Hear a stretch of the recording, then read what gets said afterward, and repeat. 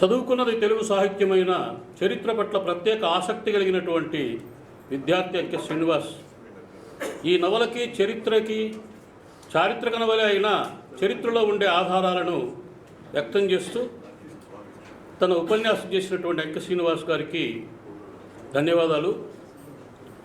మానవ సంబంధాలు మేలిమి ముత్యాలు లాంటివి. అవి కింద రాలిపడితే వంగి ఏరుకోవాలి, కానీ అవి వదిలేసి వెళ్ళకూడదు. అట్లా మానవ సంబంధాలని ఏరుకొని జేబులో దాచుకుంటే మిత్రుడు ఆకుపచ్చ మిత్రుడు వెంకటేష్. ఆ వెంకటేష్ నన్ను అడిగాడు, ఎందుకంటే మీరు నల్ల చొక్కా వేసుకుంటారు ఎప్పుడని. సాహిత్య సమావేశంలో ఈరోజు ఎందుకు వేసుకున్నానంటే, నవల చదవని వారు నవల గురించి విమర్శ మాట్లాడుతూ ఉంటే వారి విమర్శకు నిరసనగా ఇలాంటి సాహిత్య సభని బహిష్కరిస్తున్నామని బహిరంగంగా ప్రకటించినటువంటి వారికి నిరసనగా ఈ నల్ల చొక్కా వేసుకున్నానని చెబుతూ, ఈ నవల ఈరోజు రావడానికి ప్రసిద్ధ సంస్థ కారణం. ఆ సంస్థ ఈ నవలని, ఈ బృహత్తర నవలని ప్రచురించకపోతే ఈ నవల ఇంత చర్చకు గురయ్యేది కాదేమో. ఇంకా కొన్ని రోజులకైనా ప్రచురించవచ్చు, కానీ శబ్దభూమి వచ్చిన కొన్ని రోజులు కింద ఉన్న పెద్దలు, మీ అందరి అనుభవంలో సగం బహుశా నా వయసు ఉంటుందేమో. మీ అందరి ముందు మాట్లాడేంత పెద్దదాన్ని కాదు, కానీ స్వామి గారు ఈ పుస్తకాన్ని ప్రచురించే అవకాశం నాకు ఇచ్చినందుకు ముందుగా ఆయనకి నా మనస్ఫూర్తిగా ధన్యవాదాలు తెలుపుకుంటున్నాను.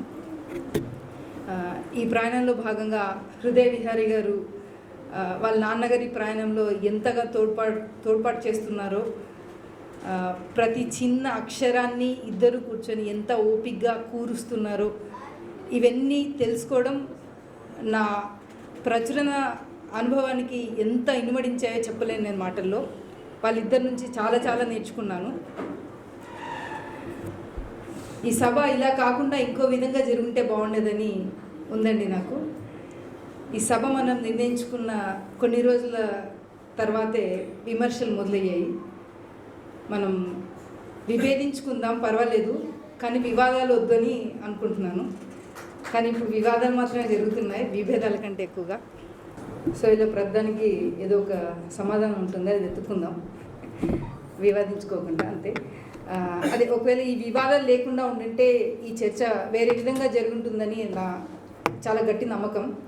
ఇప్పుడు ఈ పుస్తకం ఎందుకు కరెక్ట్, దీంట్లో ఉన్న విషయాలన్నీ ఎందుకు తప్పు కాదు అని మాత్రమే మాట్లాడుతున్నాం. అలా కాకుండా సబ్జెక్టివ్గా కాకుండా ఆబ్జెక్టివ్గా, అసలు స్టాండ్ అలోన్గా ఈ పుస్తకం ఎందుకు గొప్పది అని మాట్లాడుకునేలాగా ఈ చర్చ ఇక్కడ నుంచి అయినా కొనసాగితే బాగుంటుందని అనుకుంటున్నాను. ఈ పుస్తకం గురించి ఎక్కువగా చెప్పాలనుకోవడం లేదు, ఎందుకంటే మీరందరూ చదివి దీని గురించి ఇంకా ఇంకా చర్చ జరగాలని కోరుకుంటున్నాను. ఈ వివాదాల వల్ల, విభేదాల వల్ల ఒక మంచి విషయం జరుగుతుందండి.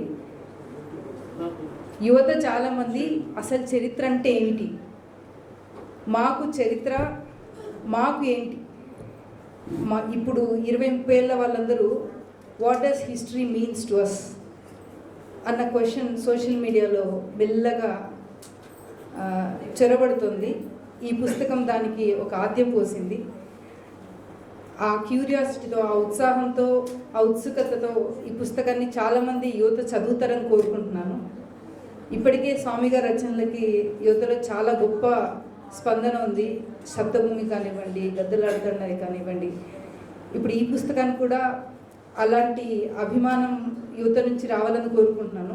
ఎందుకు యువత గురించి ఎక్కువగా మాట్లాడుతున్నాను అంటే, కొత్త జనరేషన్ పాఠకులు కావాలి. వాళ్ళు ఇప్పుడు చదువుతున్న లైట్ హార్టెడ్ సాహిత్యం మాత్రమే కాకుండా ఇలాంటివి కూడా చదవాలి. నిజంగానే చరిత్ర మీ ఒక్కరిదే కాదు, మాది కూడా, యువతది, అందరిది. మేము కూడా దాని గురించి తెలుసుకోవాల్సిన అవసరం ఉంది. నిజాలు ఏంటి అన్నది చదువుకొని ఎవరి విజ్ఞతతో వాళ్ళు తెలుసుకుంటారు. నిజం అందరికీ వివిధ రూపాల్లో దర్శనమిస్తుంది కదా. ఈ పుస్తకం చదివిన ప్రతి ఒక్కరికి కూడా అలాగే ఇస్తుంది. అది చదువుకునే వాళ్ళ ఇష్టం, విఘ్నత మీద ఆధారపడి ఉంటుంది. కానీ అందరికి చదవనైతే చదవాలి, అదే నా కోరిక.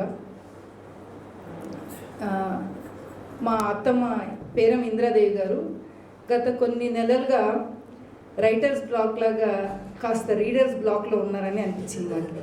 చదవడానికి మామూలుగా చాలా ఫాస్ట్గా చదివేస్తారు ఆడ పుస్తకం. ప్రపంచ సాహిత్యం అంతా చాలా చదువున్నారు. రాయలసీమ యూనివర్సిటీ ఇంగ్లీష్ ప్రొఫెసర్గా రిటైర్ అయ్యారు. తెలుగు ఇంగ్లీష్ చాలా చదువున్నారు, తెలుగులో రాస్తారు కూడాను. ఆవిడ చాలా కాలం నుంచి ఒక పుస్తకం చదవడానికి చాలా టైం తీసుకుంటున్నప్పుడు నేను మా ఆయనతో చెప్పాను, అత్తమ్మ చాలా ఫాస్ట్గా చదువుతారు నాకు తెలిసినంత వరకు, ఎందుకు చాలా మెల్లగా చదువుతున్నారు అనిపిస్తుంది ఈ మధ్య అని చెప్తున్నాను. ఈ పుస్తకం తీసుకొచ్చి ఇచ్చిన తర్వాత మా అత్తమ్మని అడిగాను, అయిపోయింది అత్తమ్మ అంటే 400 పేజీల పైన అయిపోయింది, కానీ పుస్తకం అయిపోతుందని బాధ వేసి దాచుకొని కొంచెం కొంచెంగా చదువుకుంటున్నానమ్మా అని చెప్పారు. That validation is enough for me. చాలా సంతోషం వేసింది. మా అత్తమ్మ రీడర్స్ బ్లాక్ని ఆ పుస్తకం బ్రేక్ చేయగలిగింది. ఇలాగే ఎంతోమందిని పాఠకుల్ని వాళ్ళ నిద్రావస్థలోంచి బయటికి తీసుకొచ్చి చైతన్యం కలిగించేలాగా ఈ పుస్తకం ఇంకా ముందుకెళ్ళాలని కోరుకుంటున్నాను. ఈ అవకాశం ఇచ్చిన బండి నారాయణ స్వామి గారికి మళ్ళీ